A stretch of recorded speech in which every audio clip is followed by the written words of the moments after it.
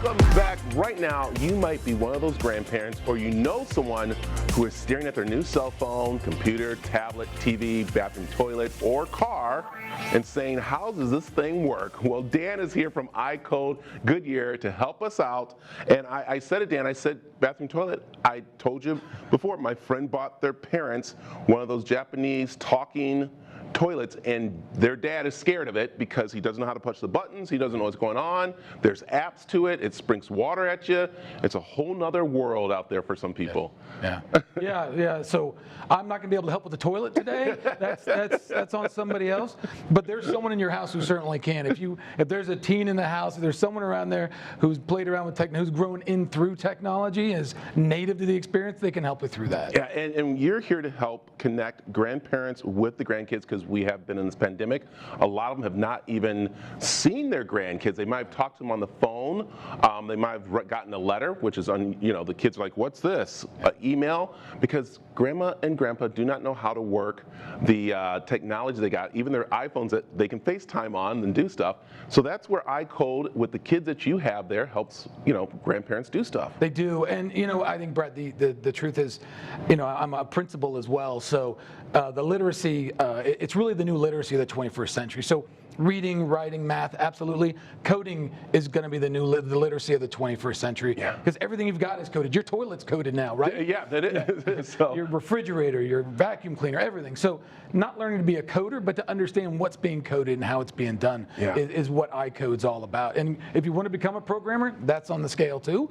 But we're just getting familiar with understanding what's happening around us. And I got to say this, parents, if you really want your kids to be ahead of the game going into college, it is coding, because I know right now there's some high school kids that even have to do their own coding for their history and stuff like that, to put it into apps, into histories, like little stories and stuff, and that comes in with coding. It does. Everything, really, when you think about coding, it's really just telling, a computer is just a silly machine that you tell what to do, right? So whatever you tell it to do, it will do. In that case, in the history project, you wanted to do this, you got to code that information in there. It's as simple as a PowerPoint or as complicated as running Java and Python inside the computer. Okay, let's jump in really quick here about grandma and grandparents and the devices. Right now, probably you're sitting at home with the tablet you have in your hand right there going, I don't know how to talk to my kids. Wake up, wake up. Right. What goes on? Right, so I think that's the first thing. If we learned anything in 2020 was be ready to be adaptable, right? And so that means two things. One, lean on the people your kids,